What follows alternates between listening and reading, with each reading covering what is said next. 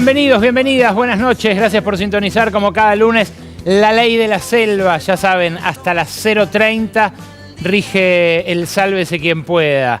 Rige un momento para que vos te encuentres con la información, el análisis, un poquito de humor también, ¿por qué no? Hoy tenemos nuevamente un programón y no es para menos porque estamos navegando tiempos interesantes, diría Hobsbawm. Claro, tenemos en un ratito nada más acá sentada a Karen Tepp, candidata del peronismo renovado que incorporó a un sector de la izquierda en Santa Fe, pero además una mujer que viene haciendo política en el kilómetro cero de la Argentina narco, en Rosario. ¿Cuánto vínculo hay realmente entre el narco y la política? ¿Hasta dónde llega esa relación que en otros países directamente ya empezó a controlar resortes institucionales? ¿Hasta qué punto bajó por el Paraná ese nexo entre tipos como Fred Machado y diputados, ministros, secretarios, senadores, gente que parece que ahora tiene mucha familiaridad con este negocio prohibido? Lo vamos a conversar con ella en un ratito, pero vamos a hablar también de algo que conmueve al mundo. Hace un ratito nada más, Greta Thunberg, ya desde Suecia, hizo una conferencia respecto de lo que vivió al ser detenida en aguas internacionales cerca de Gaza.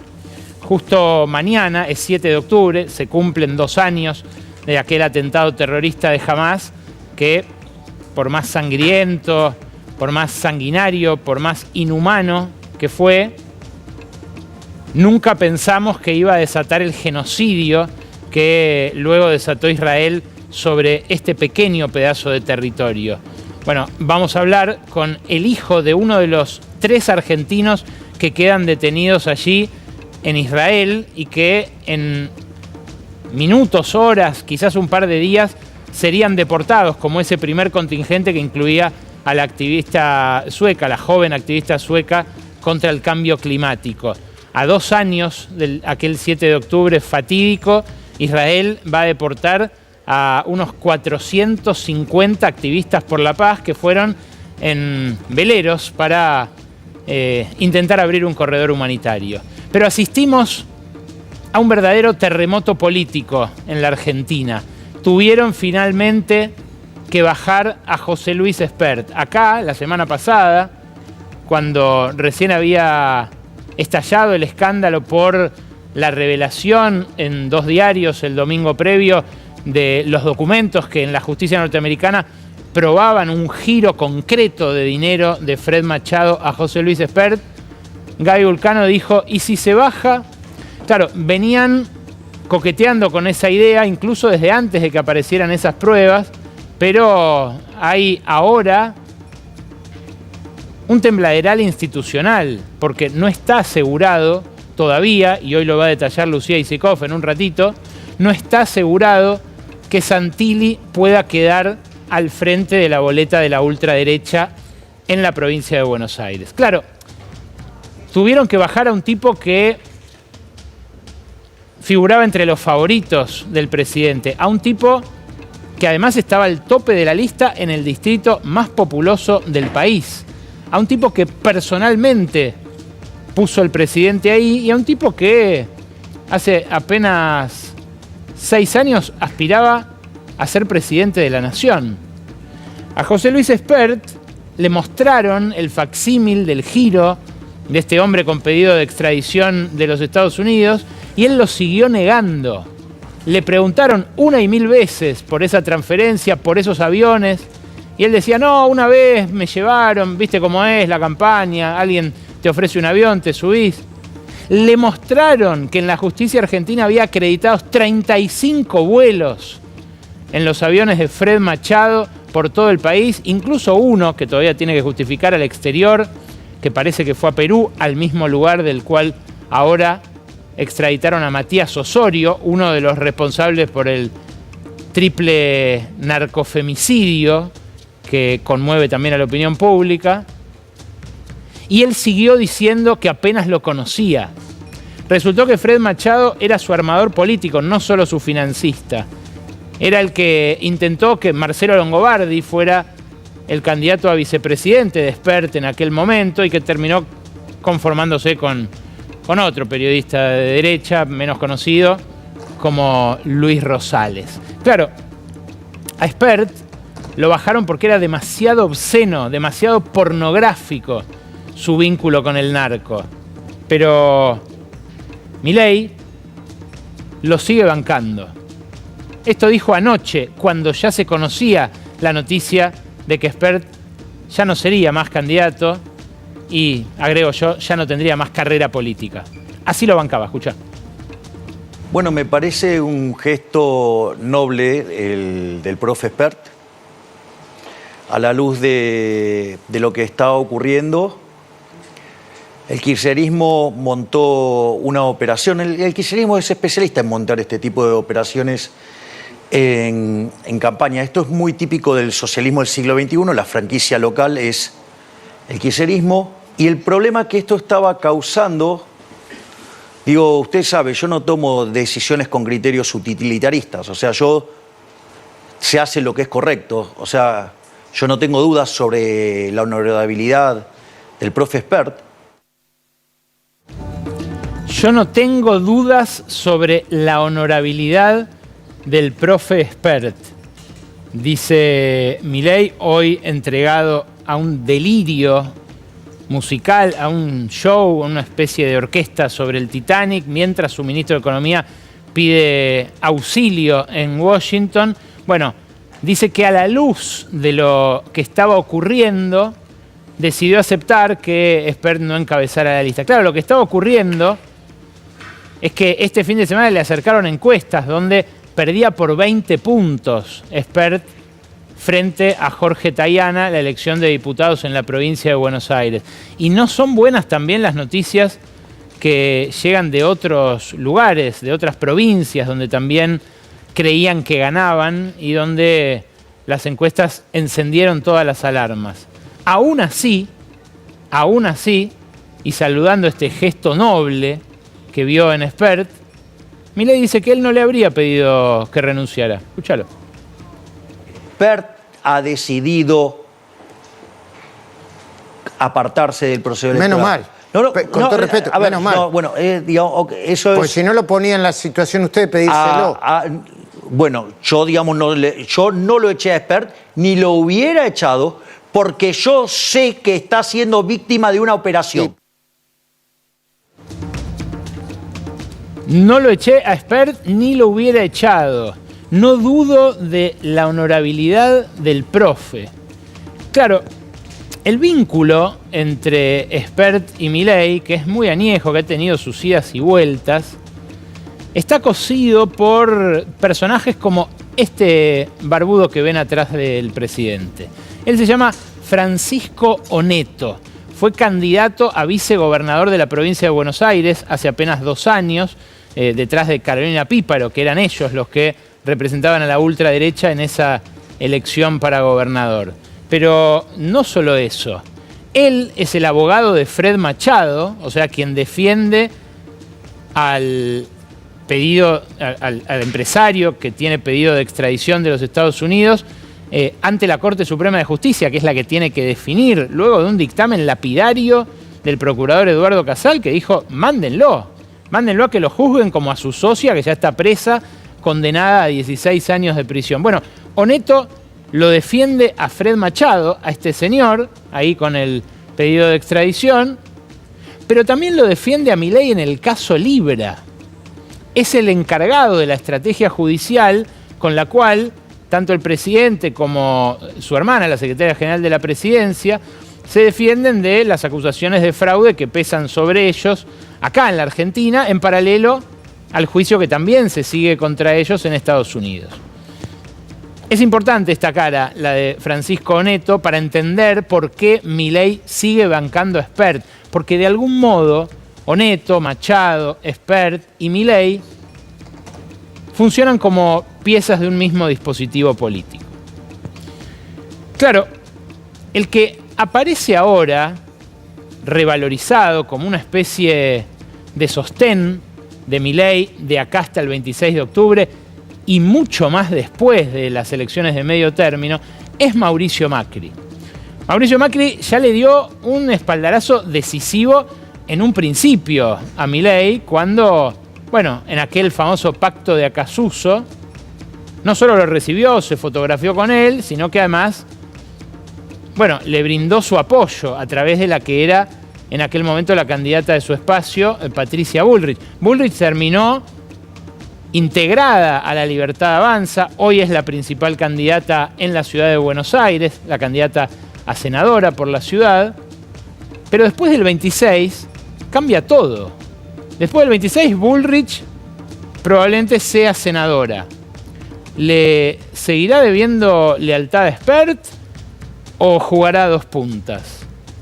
Después del 26 de octubre va a haber un profundo cambio de gabinete, un reordenamiento en el cual Macri ya sabe que puede llegar a entrar con gente suya. No solo porque Milei necesita oxígeno político, también porque lo piden desde Estados Unidos. Estados Unidos es muy enfático cuando le exige a Milei que construya gobernabilidad, que recupere esas alianzas que le permitieron el año pasado aprobar leyes y que este año, al dinamitarse, no le permitieron aprobar ninguna ley. Es más, lo hicieron naufragar en más de 15 oportunidades con vetos que fueron rechazados, con proyectos de resolución y proyectos también de revisión de los DNUs que fueron bochados, en los cuales perdió en distintas votaciones, tanto en diputados como en el Senado. Esta semana va a seguir eso. Pero claro, Macri, que ahora volvió a Olivos, que ya tuvo al menos 3 reuniones presenciales con Javier Milei, le acercó una lista. Una lista de 15 personas que aspira a que se conviertan en funcionarios de alto rango del gobierno después del 26, y lo que están discutiendo es eso, el timing. En un principio Macri decía, tiene que ser antes. Ahora se imaginan más bien un día después, en el cual, como presumen que no le va a ir bien al oficialismo en las elecciones, esto funcione como una especie de revitalización. El primer paso fue que se bajara Spert y que subiera Santilli, el hombre que quería Macri como candidato a la cabeza de la lista en la provincia de Buenos Aires. Un hombre que también, ya a esta altura, tiene más lealtades con La Libertad Avanza que con Macri, pero que mantiene todavía los puentes hacia Acassuso. Claro, lo de Macri puede servir para que Milei le muestre a Estados Unidos que está recuperando esas alianzas, pero tampoco es garantía de demasiado. Y esto lo saben ambos. Milei, que prácticamente lo humilló a Macri en sus mejores meses a principios de este año, y Macri, que saborea la venganza calabresa como solo él sabe hacerlo, ¿no? Pensando también en los negocios que le puede llegar a habilitar Milei, desesperado por esa apariencia al menos de gobernabilidad. Macri sabe que el que tiene todas las de perder en este momento es Milei. Él tiene interlocución con un espacio del gran capital que también tiene terminales en los Estados Unidos, tiene llegada a los fondos de Wall Street, tiene mejor llegada que Milei a Donald Trump, pero sabe que el que se quemó, el fusible que probablemente vuele después del 26, Luis Caputo, el ministro de Economía, negocia un poco en nombre de ambos. Negocia en nombre de este segundo intento de la derecha de desterrar para siempre al peronismo o al populismo que se está derritiendo ante nuestros ojos. Y Macri es consciente también de que la realidad no es la de la atmósfera controlada del Movistar Arena. La realidad que le toca enfrentar a Milei es la de un aislamiento inédito, en el cual pasó inadvertido, pero volvió a mostrarse frágil en la ciudad de Santa Fe el sábado por la mañana. Milei quería visitarlo a Rogelio Frigerio en Paraná, en Entre Ríos, pero tenía prevista una escala en Santa Fe donde se dio una situación muy particular. Esto que están viendo es un gazebo que habían montado apenas 3 familias de libertarios. A este de remera roja que ven en el medio es un miembro de una de ellas. 3 familias a las cuales Milei puso como señuelo para que los manifestantes, centenares de ellos que iban a repudiar la presencia del presidente, se dirigieran hacia ahí. Pusieron un gazebo, no está claro si ellos sabían o no que eran el señuelo para los manifestantes, y Milei apareció a más de 10 cuadras de ahí, en otro lugar, en un barrio más acomodado, donde estaba el hotel al que llegó directo del aeropuerto, para desorientar a esta movilización que, bueno, se había convocado para expresarle el descontento que cunde en esa ciudad con el presidente. Claro, lo que ustedes están viendo es lo que pasó. Estaba sin vigilancia, ese gazebo de la Libertad Avanza, terminó siendo barrido por la multitud. Se escucha lastimosamente cómo los manifestantes le dicen váyanse, váyanse, que no los van a terminar lastimando. Bueno, finalmente, por suerte no pasó nada, pero donde sí hubo represiones, donde realmente estaba Milei. Estas son imágenes del periódico Pausa de Santa Fe, que muestra a la prefectura con un despliegue descomunal, como el que rodea al presidente en todos los momentos. La sola presencia de Milei en un lugar implica que alrededor se arman cordones, vigilancia, vehículos, este tipo de actitud por parte de las fuerzas de seguridad. Bueno, ahí sí terminó habiendo detenidos. Milei apenas se pudo acercar al auto. Las 200, 300 personas que habían juntado con micros de los alrededores de Santa Fe ni siquiera llegaron a verlo. Y él terminó huyendo, como le había pasado en Corrientes, como le había pasado en Loma de Zamora, como le había pasado en todas las últimas ocasiones en las cuales quiso aparecer en público. Claro, esto es un síntoma de fragilidad que también detecta Washington, que también ven en la Casa Blanca que no puede aparecer en público el presidente. Y claro, Caputo, en ese contexto, está allá, está en Washington, casi que puso una carpita, hace 4 días que está allá, y apenas, por ahora, consiguió un par de fotos. Una es esta, la publicó hace un par de horas el secretario del Tesoro, Scott Bessent. Yo no sé si vieron, es medio en un pasillo la foto, no parece haberle dado demasiada importancia el secretario del Tesoro, que está bajo fuego también por parte de la propia base electoral de Trump, los republicanos que dicen, che, vos le diste guita al tipo que bajó las retenciones a 0 para que China le compre la soja que no nos está comprando a nosotros. Claro, el revuelo que se armó hizo que Bessent empezara a aclarar que no es que le van a dar plata fresca, que por ahí le dan un canje de monedas, que no es mucho más que eso. Sin embargo, ahí está el ministro de Economía junto a Santiago Bausili, el presidente del Banco Central, junto a Pablo Quirno, los mismos que en abril de 2024 volaron a Beijing para rogarle a China, para suplicarle a China que renovara el swap que había firmado bajo el kirchnerismo. Ahora habrá que anular ese swap para que Estados Unidos dé el suyo, porque es medio la condición desarmar todos los negocios con China. El problema es que de ese swap con China, por 20.000 palos, ya se usaron 5.000 en la época de Massa. Si ahora hay que cancelarlo, hay que pagarle a los chinos esos 5.000 palos, que no están. Kristalina Georgieva, la jefa del Fondo Monetario, igual que Bessent, saludaron y publicaron fotos, pero no hicieron más que esto, tuitear y publicar las fotos de las conversaciones.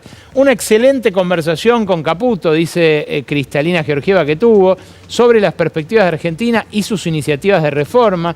Trabajamos en colaboración con el Tesoro de los Estados Unidos y otros socios para promover la estabilidad macroeconómica y el crecimiento. De prestar ni hablar, dirían en el barrio, ¿no? Parecen ser gestos de apoyo que esperan, sirvan en estos días para capear los 13 temporales que le quedan en cada rueda cambiaria a Caputo hasta las elecciones. ¿Por qué digo que son 13 temporales? Bueno, porque la verdad que no para de sangrar reservas el Tesoro, no para de sangrar reservas el Banco Central. Fíjate, esta es la banda de flotación del dólar, se la vengo mostrando todo el tiempo porque la verdad que es lo que más elocuentemente muestra las expectativas del mercado. Los puntitos verdes que ven ahí son las cotizaciones del dólar futuro, todos afuera de la banda. O sea, el mercado da por hecho que después de la elección devalúan. Y eso a pesar de que el Banco Central ya apostó como 9.000 millones de dólares en el mercado de futuros a que eso no va a pasar. Si no, estarían muchísimo más arriba las expectativas de devaluación del mercado. Lo que ven en la línea roja es el derrotero del dólar oficial, que tocó la banda, ahí tuvo que sacrificar 1.100 palos el Banco Central para defender esa banda de flotación, que bajó con el acuerdo con las cerealeras, que bajó con el apoyo de Bessent la semana pasada, pero que duró 2 días, y que ahora nuevamente está ahí contra el techo de la banda, y que no lo toca solamente porque el Tesoro está vendiendo a lo pavo para que no venda el Banco Central. Y está vendiendo los dólares que le dieron las cerealeras, a cambio de que sacrificaron 1.540 palos de retenciones al bajarlas a 0. En total, de las cerealeras, se compraron de los 6.000 palos que liquidaron de forma inmediata, a cambio, insisto, de que les bajen a 0 las retenciones, el Tesoro se compró 2.226 palos. El resto se lo compró el mercado. O sea, las cerealeras liquidaron y los argentinos ricos dijeron matanga. Dijeron, yo compro, campeón. Claro, de los 2.226 que se compró el Tesoro, la semana pasada vendieron 850 palos. Hoy en la City estaban revisando los números porque dicen que lo que habían inferido en realidad era menos, que al final tuvieron que sacrificar más. No es un dato público, esto es una locura, pero el Tesoro no avisa cuando vende. El Banco Central sí, porque está obligado por ley, porque son reservas, pero el Tesoro no. Esa plata que habían comprado supuestamente era para los vencimientos de enero de deuda. Y se la están fumando. 850 la semana pasada, 480 hoy. Más de 1.300 millones de dólares de los 2.226 que se compraron en esos 2 días de oferta por tiempo limitado. ¿Para cuántos días le quedan? Perdón, a este ritmo, ¿para cuántos días le queda? Para 2 días, ¿verdad? Claro, lo que estamos viendo es que el dinero se le escurre por las manos, se le escurre entre los dedos a Caputo. Y lo ven desde Estados Unidos, claramente. Este hombre que van a leer ahora, Mark Sobel, es un economista que trabajó en el Tesoro durante casi 4 décadas. Fue subsecretario adjunto de Política Monetaria y Financiera, 15 años. Fue representante de Estados Unidos en el Fondo Monetario. Y hoy, a propósito de un artículo en el Financial Times que se tituló "Los traders argentinos de moneda drenan los dólares de Javier Milei", a propósito de esto, escribió lo siguiente: buen artículo, no hace falta ser tan astuto para vender un peso muy sobrevaluado al borde de una crisis. Trump y Bessent deben decirle firmemente a Milei que debe dejar flotar el peso. Sería irresponsable no hacerlo y aún más irresponsable entregar dinero estadounidense sin un compromiso de flotación. Cuando dicen compromiso de flotación, están diciendo devalueta. Sí, están diciéndolo elegantemente, pero están diciendo que Estados Unidos no le tiene que soltar plata hasta que no devalúen, para que dejen de saquearle las reservas tanto los traders como los argentinos de guita, que pueden comprarse dólares o que pueden viajar al exterior contra las reservas de Santiago Bausili. El Financial Times fue lapidario en el artículo que cita Sobel.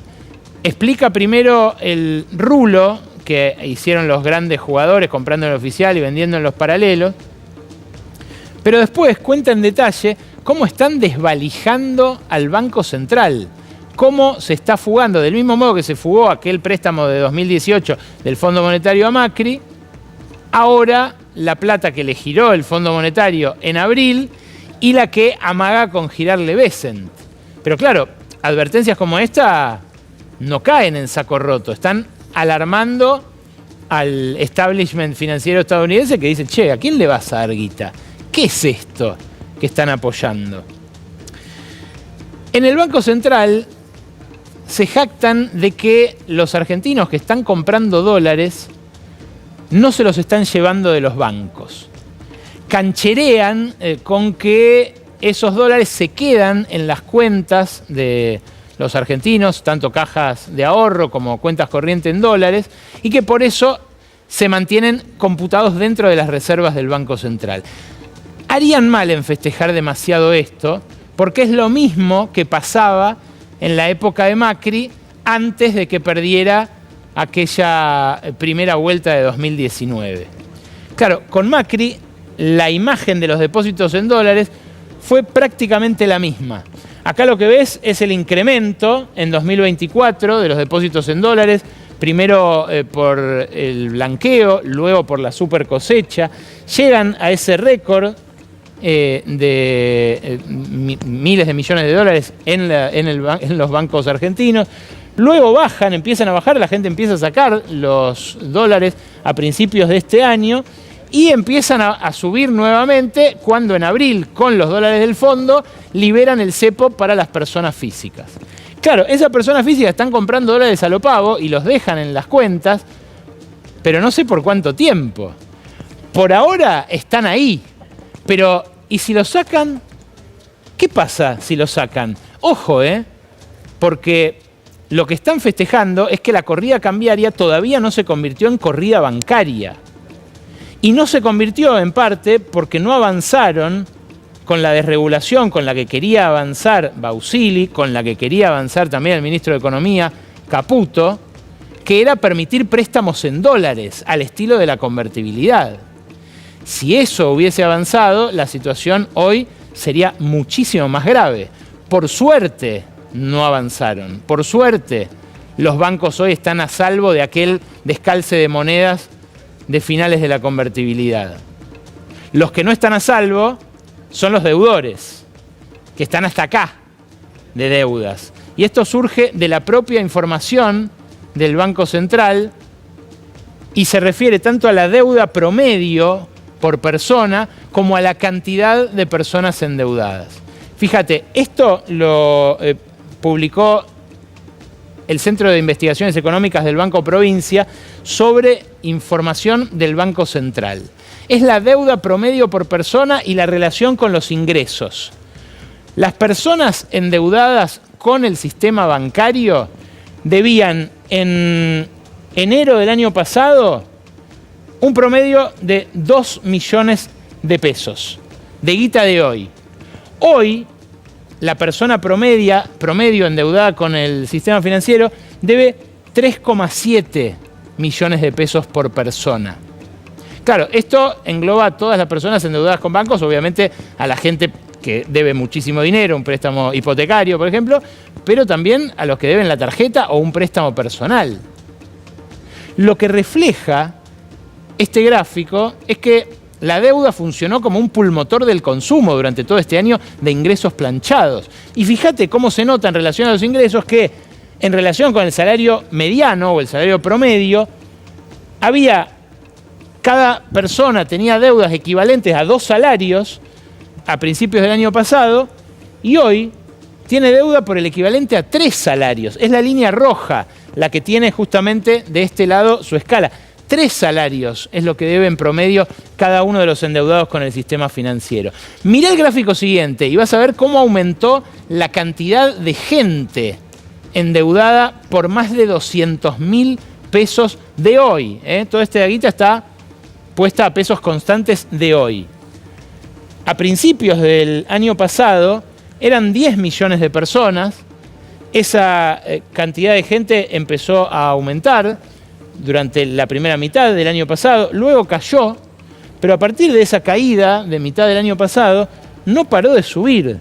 Y hoy son 12 millones de personas, o sea, más de un tercio de la población adulta argentina, los que están endeudados por más de 200.000 pesos. O sea, los que tienen la tarjeta pagando el mínimo, los que están bicicleteando un pago con el otro, cubriendo un préstamo con el otro. ¿Te suena esa realidad? Yo estoy seguro que sí. Estas son estadísticas, pero es la realidad de un montón de gente. Bueno, la deuda es un problema para cada una de esas personas, pero la más problemática para el país, para todos nosotros como comunidad, es otra. Es la que tomó Caputo, es la que engrosó Milei desde que arrancó su gobierno y es la que se apila con vencimientos impagables de acá a los próximos 10 años. Estos son los vencimientos con el Fondo Monetario compilados por Mate, por el Mirador de la Actualidad del Trabajo y la Economía, desde acá hasta 2035. Verán ustedes que ya en 2025, en lo que queda de 2025, hay que pagar intereses por cerca de 2.000 millones de dólares, que el año que viene hay que pagarle unos 5.000 entre capital e intereses, que son 8.000 en 2027, 10.000 en 2028, 11.000 en 2029, casi 12.000 millones de dólares en 2030, otros 10.000 y pico en 2031, en fin. Una deuda no solo impagable, sino infinita, ¿no? Y muy concentrada en un acreedor privilegiado, como el Fondo Monetario, al cual nunca los gobiernos le han logrado hacer ninguna quita de capital, y que ahora puede sumar, además de ese acreedor privilegiado, a su principal accionista, que es el gobierno de los Estados Unidos. ¿Qué renegociación posible hay? ¿Hasta qué punto nos maniata esto por años o por décadas? Bueno, habrá que ver, en todo caso, cómo enfrenta esta realidad el próximo gobierno, porque esto es parte de la reconstrucción que deberá encarar quien venga después del panic show que hoy tuvo escena en el Movistar Arena. Los dueños se dan cuenta de que Milei se derrite y empiezan a escapársele, obviamente. Gente que en un principio no creía mucho en él, gente que después pasó a sobreestimarlo, a considerarlo poco menos que un mesías. Me refiero a los dueños de las principales 50 fortunas del país que en su mayoría comparten ideología liberal con Milei, comparten ideología liberal con Macri y que creyeron ver en el hombre de la motosierra la oportunidad para resetear la economía argentina, para dejar atrás una larga etapa que ellos consideran oprobiosa de nuestro país, mayoritariamente gobiernos democráticos. Claro, uno que marcó ese pulso hace unos 10 días fue Eduardo Costantini, el dueño de Consultatio, desarrolladora de Nordelta, de muchos de los grandes edificios de las torres del centro porteño, hombre que se acaba de quedar con el predio enfrente del Regimiento de Granaderos a Caballo, el predio ese que ocupa hoy un supermercado y un centro de venta de artículos para el hogar, pero donde probablemente termine haciendo un complejo bien coqueto en las torres, las tierras más cotizadas de la ciudad de Buenos Aires. Bueno, Eduardo Constantini sorprendió cuando dijo esto. Mencionaste a Axel Kicillof. ¿Crees que es un gobernante honesto? Yo creo que es honesto él. Y que es algo excepcional. O sea, lo que debería ser normal se convierte en extraordinario, ¿viste? ¿Nunca te llamó el presidente Milei? No, tampoco me tiene por qué llamarme a mí, digo, pero no tuve la oportunidad de hablar con él, pero si tuviera que decir de él, yo creo que es una persona muy extremista en su ideología, es un libertario, o sea, es una extrema derecha totalmente radicalizada. Kicillof es honesto y eso es algo infrecuente. Milei es de una derecha extrema, no tengo diálogo con él, dice Eduardo Constantini, y no es el único. Javier Madanes también sorprendió hace una semana cuando abrió al gobernador de Córdoba, a Yarlora, al de Santa Fe, a Puyaro, a varios más de estos de Provincias Unidas, del intento de reflotar la Avenida del Medio, su planta, la planta de Aluar en Puerto Madryn. Un hombre, hay que decir, que no apoyó nunca a Milei, que marcó sus diferencias bien temprano, pero que también tiene una voz potente dentro del establishment, directamente haciendo campaña con la oposición. Pero el que más El que más sorprendió es otro. Ojo, va a haber más, ¿eh? Mañana, por ejemplo, hay un evento de la Fundación Proteger, la convención Protextil, que sí representa uno de los sectores más dañados por esta política económica, directamente con Axel Kicillof y con Jorge Ferraresi, el intendente de Avellaneda, que oficia de anfitrión. Ahí está Galfión, el presidente de la Fundación Proteger. Todos los invitados son de todo el arco político, menos el oficialismo. Hoy les pregunté, ¿qué pasa? ¿No va nadie del gobierno? Bueno, tampoco es que queríamos escucharlo ni nuestros afiliados.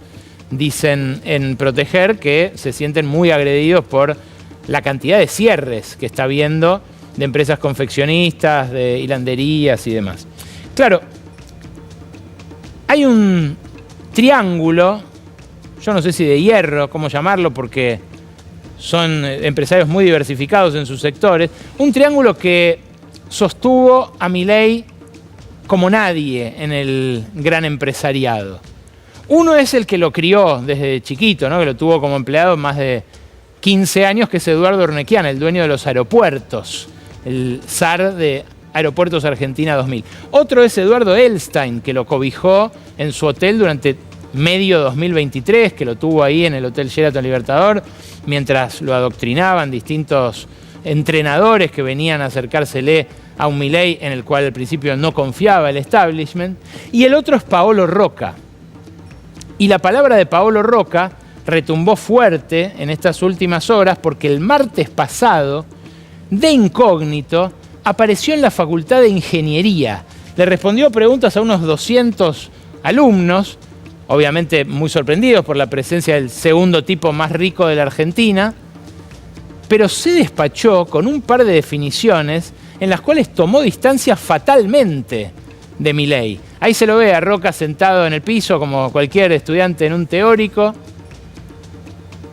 pero las declaraciones que hizo ahí son todo un síntoma de su alejamiento. Yo creo que un país necesita visión de desarrollo industrial. También necesita empatía con el trabajo que hacen muchas pequeñas y medianas empresas. Cerraron 15.000 con Milei.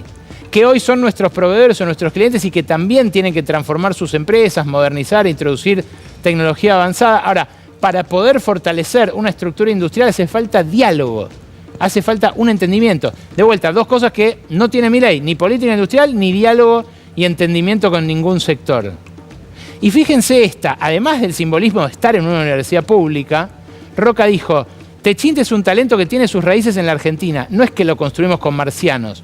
Lo construimos a partir de jóvenes como todos ustedes que se han formado, que han encarado su desafío, profesionales con una tenacidad extraordinaria.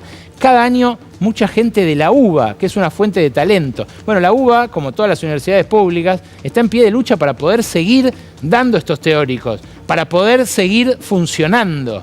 Esto es algo que hasta ahora ningún empresario grande de este tamaño había reivindicado. Ahora, a no confundirse, es el mismo Rocca que en agosto del año pasado, en una convención de petroleros en Houston, decía: Argentina se encuentra en una situación muy difícil.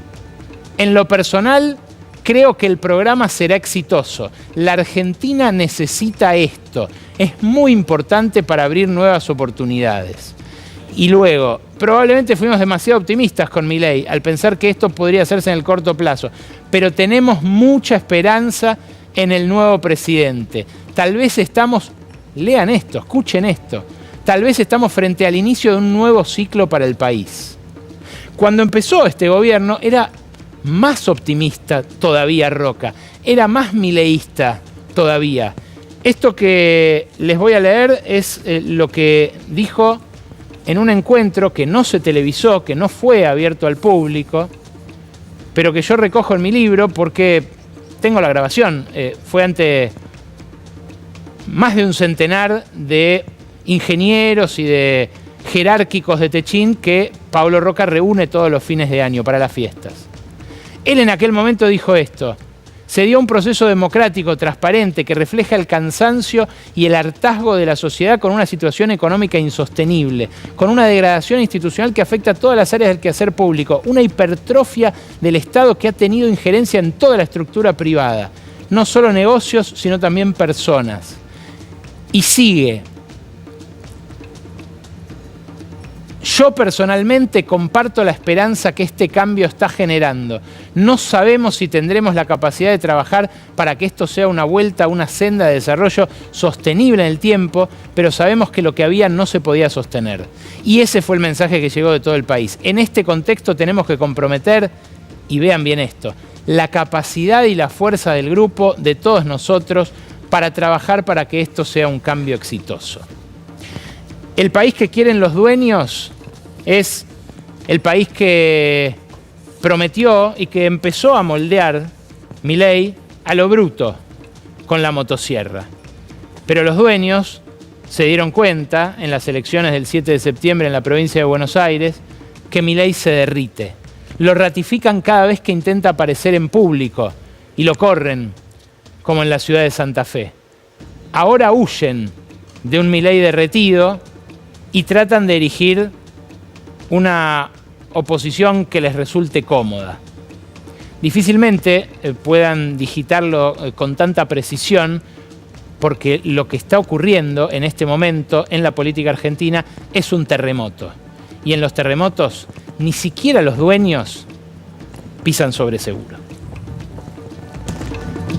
Karen Tepp milita desde hace como 20 años en el kilómetro cero del narco argentino, en Rosario.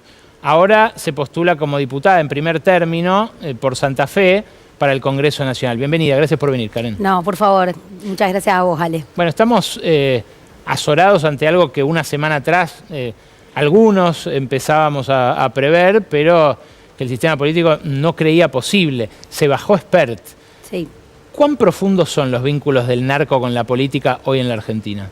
Muchos. Yo creo que lo que estamos viendo es consecuencia de tener un presidente que dijo, incluso haciendo campaña, que entre el Estado y la mafia prefería a la mafia, ¿no? Todos recordaremos aquellas declaraciones. Cuando uno va hacia un modelo de desregulación generalizada de la economía, incluso de la sociedad, lo que esto lleva es al gobierno de las mafias. Y lo que estamos viendo hoy es consecuencia de esas decisiones y de ese modelo económico y de modelo de sociedad también que tiene Milei. Y la preocupación que nosotros tenemos es que cuando el narcotráfico se enraiza en un país, en un territorio, lo permea todo. Permea el Estado, permea la sociedad y permea el Estado. Y es lo que veníamos denunciando desde Rosario hace muchos tiempos. Vos lo decías, Rosario hace más de 10 años que viene siendo la ciudad más violentada del país, ¿no? Con las tasas de homicidio que superan la media nacional.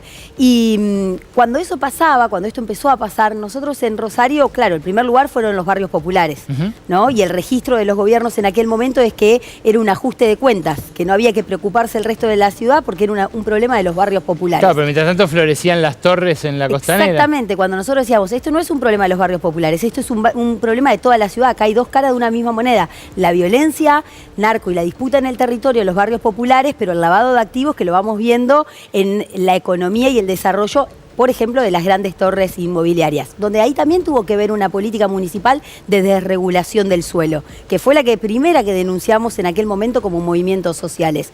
Ahora bien, cuando nosotros denunciábamos esto nos decían es un problema de los barrios populares y no de la ciudad. Cuando fue un problema de la ciudad y el registro en toda Argentina era el problema de Rosario con el narcotráfico, nosotros decíamos, ojo, ese es un espejo en el que se tiene que mirar la Argentina.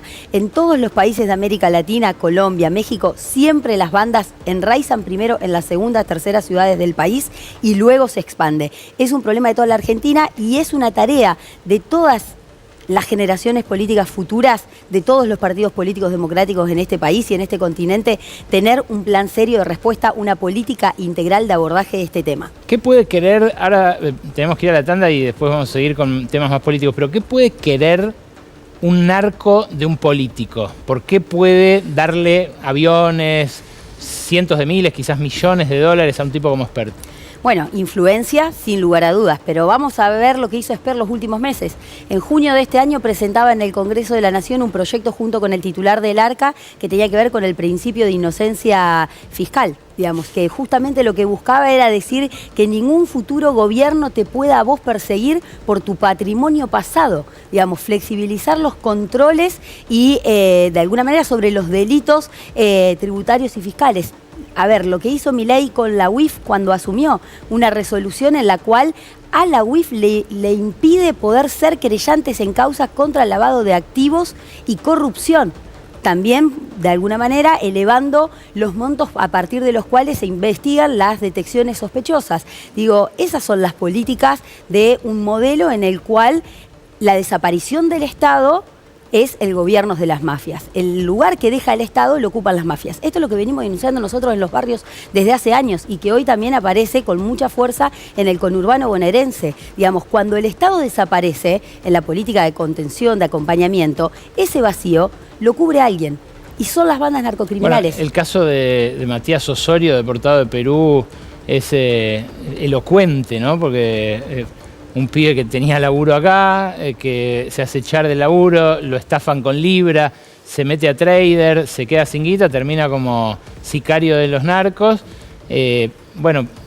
Nada, la contracara de un Fred Machado que vive en el lujo en Viedma, esperando que no lo extraditen a Estados Unidos. Absolutamente. Bueno, la que analiza muy bien estas cosas como tantas veces es Rita Segato, cuando ella habla de esa segunda sociedad, pero que no es una sociedad paralela. Digamos, los vasos comunicantes entre una y otra, entre la sociedad formal, informal, entre la legal y la delictiva, están absolutamente conectados. Y una vez que esto sucede, es muy difícil de poder dividir la paja del trigo. Por eso nosotros llamamos tanto la atención en decir, ojo, porque una vez que lo permea el aumento del consumo en la sociedad, que me parece que es un tema sobre el cual hay que hablar y mucho. El aumento de la producción y comercialización de cocaína en el mundo, según el último informe de la ONU, de la pandemia, esta parte es de un 35%.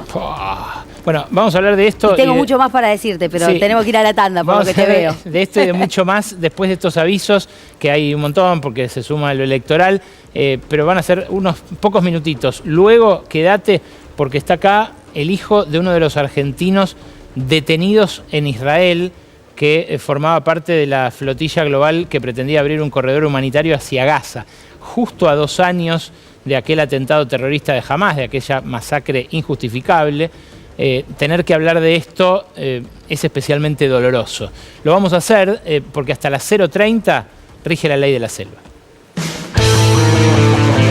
Bueno, es una situación tensísima la que se vive en este momento en el terreno financiero, pero le va a tocar a los diputados que asuman el 10 de diciembre navegar una crisis económica, especialmente en materia de deuda, que va a ser muy demandante.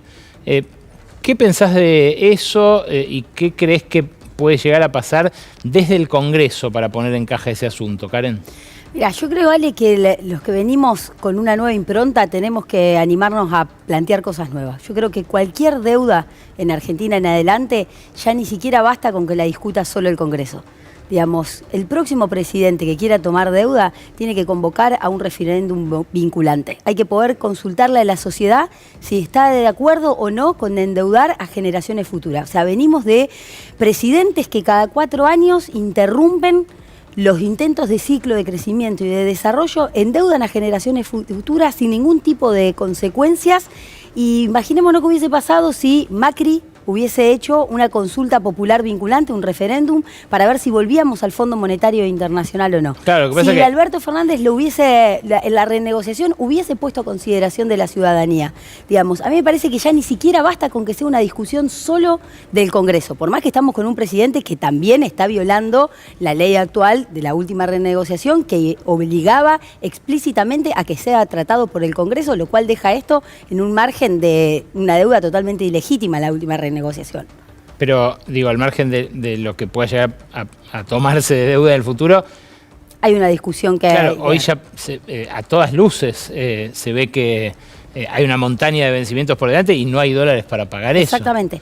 Bueno, es parte de la discusión que vamos a tener en el bloque, porque yo creo que ahí también vamos a tener miradas distintas, vamos a tener que poder consensuar. Escuchaba algunas cosas que hoy estuviste hablando también con Juan en el programa, y me parece que vamos a tener que hacer un planteo que en la postura que lleguemos también hay que estar dispuesto a plebiscitarla con el pueblo.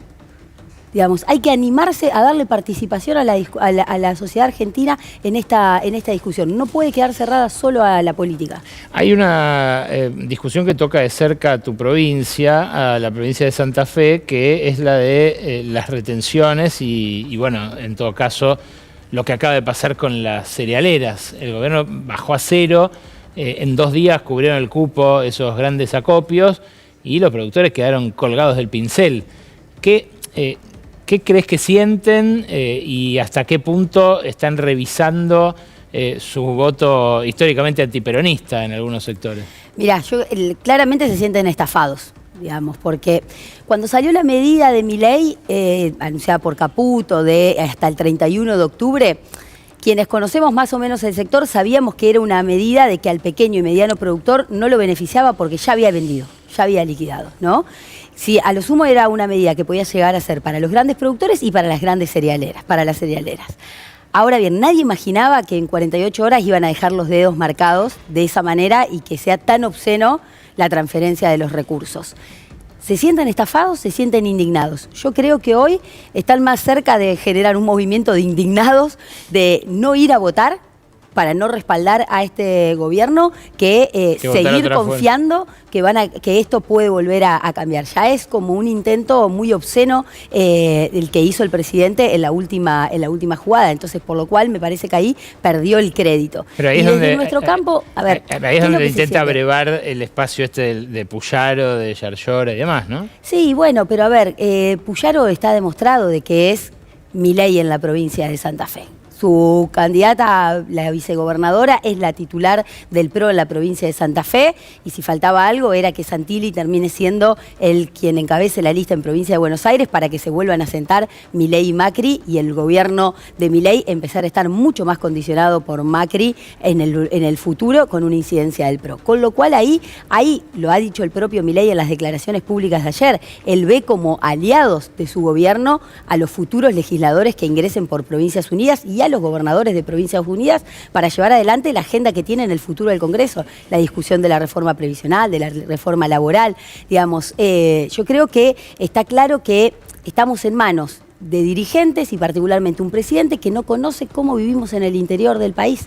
Digamos, es un presidente que elige viajar a Estados Unidos o a cualquier otro país antes que recorrer las provincias argentinas. Y creo que la indignación tiene que ver con gran parte de esto, de sentir de que una medida que fue anunciada para el campo terminó siendo una medida para Milei y para tratar de salvar a su propio gobierno, que sigue sin rumbo y sin causa. Y ahí me parece que, digamos, la tarea que tenemos desde nuestro campo político, desde el campo nacional y popular, es reencauzar el diálogo y la discusión con el sector agropecuario argentino. Que vuelva a haber un diálogo, por lo menos. Que vuelva a haber un diálogo, que vuelva a haber una agenda, digamos. Tenemos que poder entender que el campo no es uniforme, digamos, y que hay muchos pequeños, medianos productores que tienen problemas concretos que nuestro campo tiene que resolver. Estamos hablando en la provincia de Santa Fe, el 70% de los productores agropecuarios no es dueño de la tierra que trabaja. Bueno, qué distinto sería ese diálogo, qué distinta sería esa discusión si hoy hubiera una Vicentín estatal, por ejemplo, en vez de una Vicentín desguazada y copada por Glencore y un par de multinacionales más. Totalmente. ¿Qué garantiza que el peronismo no vaya a ser igual de impotente que aquel que amagó con expropiar Vicentín, con intervenirla y qué sé yo, y que terminó naufragando? Que del 27 de octubre en adelante podamos replicar esto que nosotros venimos haciendo en Santa Fe, en la campaña, que es un espacio de participación ciudadana abierta, de darle la voz, de democratizar al movimiento, de poder darle a la ciudadanía la posibilidad de participación para construir la agenda y la hoja de ruta de los futuros gobiernos locales, provinciales, que aporten a un proyecto nacional y popular, y que al mismo tiempo, a la vez que vamos construyendo esa agenda legítima, digamos, porque ¿quién queremos discutir la educación? ¿Se puede discutir la educación sin darle la voz y la participación a los docentes? ¿Se puede discutir la situación económica sin darle la voz a los trabajadores que hoy te están diciendo que aún teniendo un recibo de sueldo el mes se le termina el día 20 y se están endeudando para comprar alimentos? Digamos, ¿se puede sin sentir esa sensibilidad en la piel pensar la economía del futuro? Nosotros necesitamos que la política vuelva a reconectar con el territorio y con la vida cotidiana de nuestra gente, porque además en ese vínculo se va construyendo un poder distinto que es el que nos va a poder dar la fuerza necesaria para enfrentar las transformaciones que hagan falta. Lo que vamos a necesitar es una generación política que esté dispuesta a asumir los desafíos, no de administrar el status quo, sino de llevar adelante las transformaciones que necesitamos y de no hacerlo solo, de no creer solo en la política. Hay que movilizar a nuestro pueblo en esa epopeya que vamos a tener que hacer de reconstrucción argentina. Karen, gracias por venir a La Ley de la Selva. No, muchísimas gracias a vos. Vamos al encuentro de Lucía Isikoff, que tiene los próximos pasos de La Libertad Avanza y su boleta, ahora con cabeza vacante.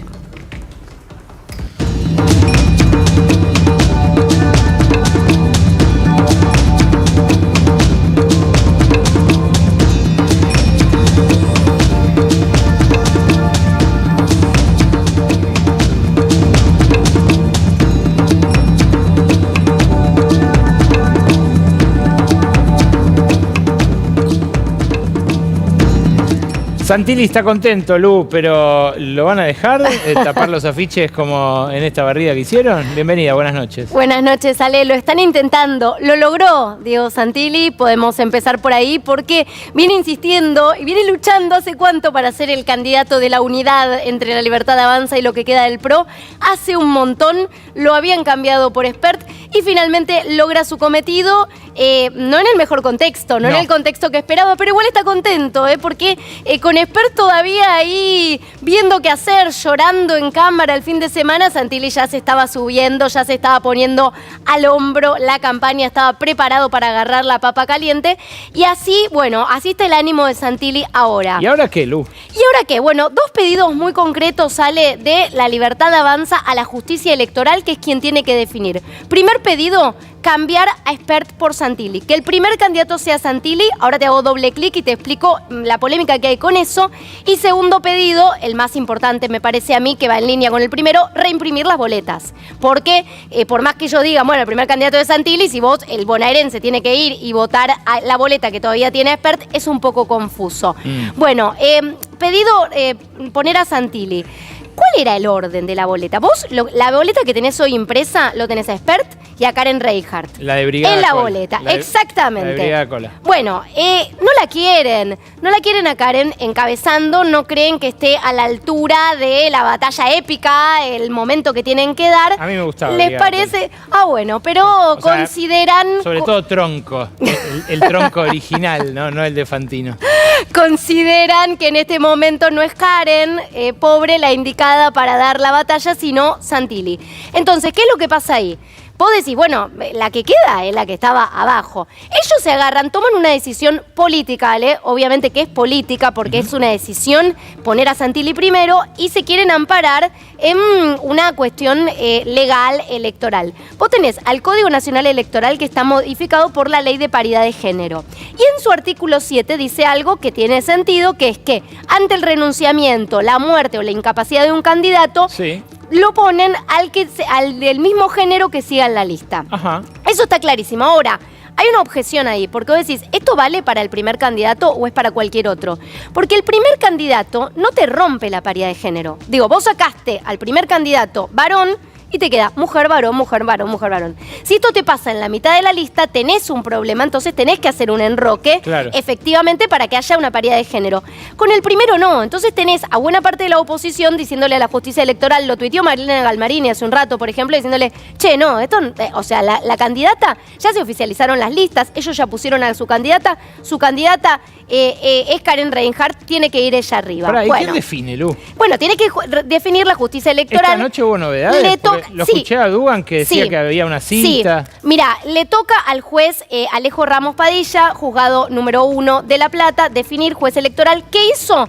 En esto fue hace instantes, hace un ratito nada más, sacó una primera respuesta a este pedido del gobierno que le dicen al gobierno primero que informe el costo que tendría reimprimir las boletas y si hay alguna partida presupuestaria. No tenemos presupuesto, igual se está discutiendo y venimos con el presupuesto del año anterior, pero si hay alguna partida presupuestaria asignada para afrontar este gasto en el que nos quiere meter a todos el gobierno. Yo hoy leí que 15.000 millones de pesos. 15.000 millones 10 millones de dólares. Sí, o sea, esa es la cifra que estipulan, ¿eh? Lo que ganan todos los residentes del Garraham en 2 años y medio. Claro, bueno, si empezamos a hacer la cuenta de lo que se podría gastar con esto, cuando el gobierno está diciendo no hay plata para nada, pero bueno, que le informe cuánto, que le informe de dónde sale y que le da un plazo hasta el 8 de octubre, este miércoles, para, lo cita particularmente al ministro del Interior, a Catalán, para dándole un plazo hasta el 8 de octubre para que informe esta situación. ¿Pero tienen que estar de acuerdo todos los partidos? Claro,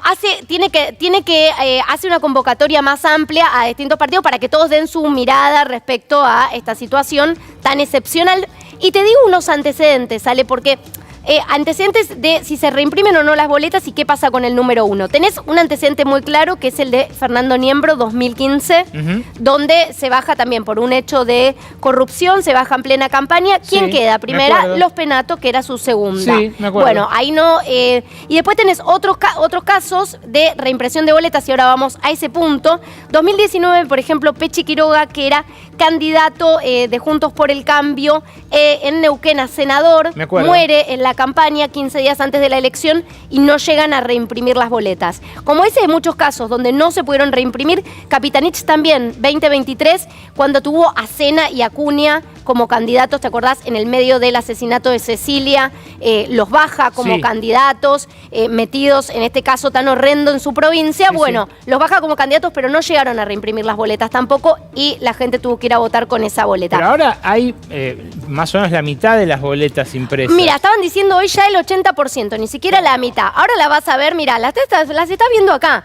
Ya están impresas. ¿Qué va a pasar con estas boletas? También hay algunas fotos donde está el pasaje de Dardo Rocha en La Plata, donde las ves ahí arrumbadas a la boleta directamente. Además, decían que con la boleta única íbamos a gastar menos guita en imprimir todas las boletas de todos los partidos. Eso es fantástico, porque, en el distrito más grande del país, ahí está, mira, están ahí arrumbadas. ¿Qué va a pasar con esas boletas? Porque todas de nuevo las tenés que ir, esto es en La Plata, Eso es la casa del gobernador, sí. Claro, todas de nuevo las tendrías que imprimir estas boletas, pero además, Ale, no solo es una cuestión de guita, sino que es una cuestión de tiempos también. ¿Y de quién se va a hacer cargo de esto? Porque otra cosa que marca la justicia electoral es qué imprentas se van a hacer cargo de esto o si van a tener que hacer una nueva licitación. Hubo 2 imprentas que tuvieron gran parte de la impresión de las boletas en la provincia de Buenos Aires, más del 40%. Una es Artes Gráficas del Litoral, del Grupo Clarín, y otra es Volt, en la provincia de Buenos Aires, que imprimió buena parte de las boletas. ¿Van a hacer esas de nuevo? ¿Van a hacer...? Por ahí siempre... Qué bueno. Siempre me mete, ¿no? Siempre te vas a... Ahí, bueno, están como locas, están contentas. Las imprentas dicen, sí, llegamos, no se preocupen, en 13 días llegamos. Un negocio, claro, viva la patria, un negocio importante el que tienen por delante. Pero bueno, Ale, este es un punto, se tiene que resolver, tienen hasta el miércoles para una explicación. Pero además los tiempos de la justicia, porque después la justicia electoral tiene que definir esto. Y dicen, bueno, en 13 días se llega, ¿no? Se llega a imprimir. ¿Hay chance de que lo pague La Libertad Avanza? Bueno, ese es, por ejemplo, tenés un proyecto del diputado Paulón que está pidiendo exactamente eso, que lo pague La Libertad Avanza con su bolsillo y que no lo pague el Estado de ninguna partida presupuestaria de los argentinos que se pague esto. Que lo pague Fred Machado, de última. Claro, bueno, un vuelto. Bolsillo suelto. Un vuelto. Justamente hablando de Fred Machado, de la vida de Spert, ¿qué va a hacer? Bueno, lo van a esconder ahora por un tiempo, pero ¿qué va a pasar? Hoy renunció directamente a la Comisión de Presupuesto. Fue una jugada de anticipación. ¿Por qué hizo esto? Porque ya sabía que el miércoles, en la sesión del miércoles, larga sesión de diputados se espera para el miércoles, lo iban a fletar. Incluso algunos están diciendo, Ale, la de Máxima, que no va a ganar adeptos porque la oposición está muy dividida respecto a eso, pero hay quienes dicen, bueno, por inhabilidad moral no solo lo tenemos que sacar de la comisión, de la titularidad de la Comisión de Presupuesto, que ya renunció solito, sino que habría que expulsarlo de la Cámara.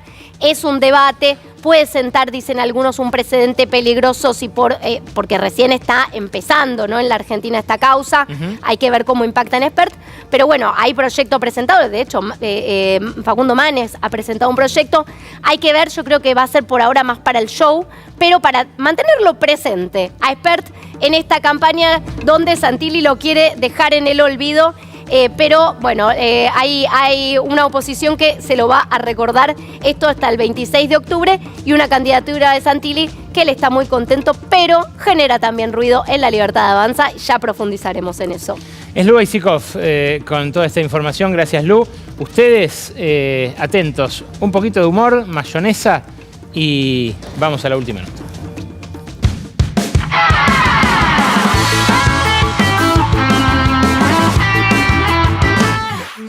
Y se marchó, y a su barco le llamó Libertad. ¿Qué pasa?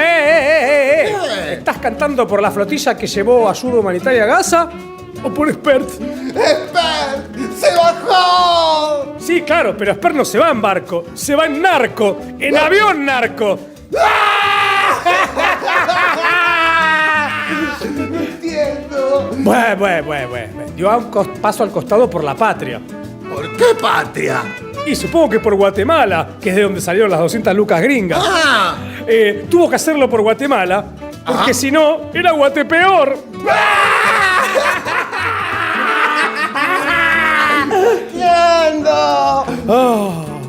El fin de semana pasó por todos los estados de ánimo el pelado. Que se iba, que se quedaba, que se reía, que lloraba. ¡Estaba eufórico! Sí, parecía que había tomado la de Fred Machado. ¡No entiendo! En fin, se fue el pelado, llega el Colorado. ¡Santilli! Más bien Chantilly.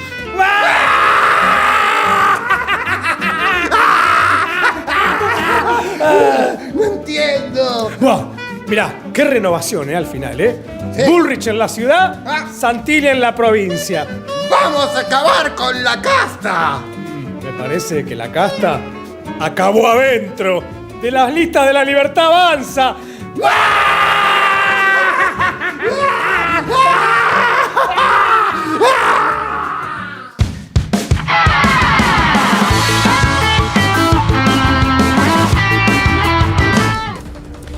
Felipe Bértola es hijo de Carlos Bértola, uno de los 3 argentinos que permanece preso en Israel para ser deportado a partir de su participación en la flotilla global Sumud, una flotilla que juntó a más de 400 activistas en 40 y pico de barcos con la intención de abrir un corredor humanitario, de llevar donaciones a Franja de Gaza, pero también de llamar la atención sobre un genocidio que se está perpetrando hace 2 años casi. Hoy, justamente que se cumplen 2 años de aquel atentado terrorista de Hamás que mató a centenares en Israel, que hizo que se llevaran también a varios centenares de rehenes, a los terroristas que lo llevaron adelante. Es especialmente doloroso estar hablando de esto. Gracias por venir, Felipe. No, gracias por invitarme. ¿Qué sabes de tu viejo? La realidad que desde el miércoles, bueno, ya hablamos la semana pasada. Desde esa instancia todavía nunca hemos tenido comunicación con mi viejo. La realidad que al día de hoy empiezan a llegar novedades un poco más alentadoras. Se está trabajando en el proceso de deportación y lo que nos dirían es que de acá a mañana, en futuro, se trabajaría precisamente en ese proceso de deportación. Ahora, hasta el momento que no recibe un llamado yo, mi hermana, mi vieja, los compañeros de militancia de mi papá de que está fuera de Israel, no vamos a estar tranquilos. Ellos dicen, el gobierno de Netanyahu dice que esta flotilla fue una acción de propaganda de Hamás prácticamente. ¿Qué tenés para decir sobre eso? Me parece que lo que ocurre hoy en Palestina es un genocidio, lo dijiste vos recién en la presentación, y ante esa situación creo que es muy sencilla la respuesta. Y también es muy sencilla la razón por la que mi viejo, al igual que un montón de otras personas, cruzaron el Mediterráneo con ayuda humanitaria para dar una mano precisamente y para visibilizar una situación así. Hay un genocidio televisado en el siglo XXI, me parece que es importante levantarlo y mencionarlo. Hace algunos días atrás mi viejo lo decía en algunas notas de esto, ¿no? ¿Qué nos queda si no levantamos esta cuestión? Y yo, retomando algunas de las cuestiones que lo fui escuchando, lo fui viendo, lo voy viendo, me parece que lo que tengo para decir que defender la vida en este contexto es un poquito lo que nos queda y obviamente no hay nada más digno que eso. La verdad que ayer hubo 250.000 personas en Ámsterdam. Todos los fines de semana hay en distintas capitales europeas o en distintos lugares del mundo gigantescas movilizaciones de condena a esto que está haciendo Israel. Por supuesto, sin soslayar la gravedad del atentado inicial del 7 de octubre. ¿Qué crees que cambió en Argentina? Yo creo que el caso de la flotilla fue seguido con muchísimo interés. Nosotros todos los días publicamos una bitácora en mi programa de radio y parece haber cedido un poco el blindaje ese que había inicialmente en torno a Netanyahu y a su gobierno integrista, ¿no?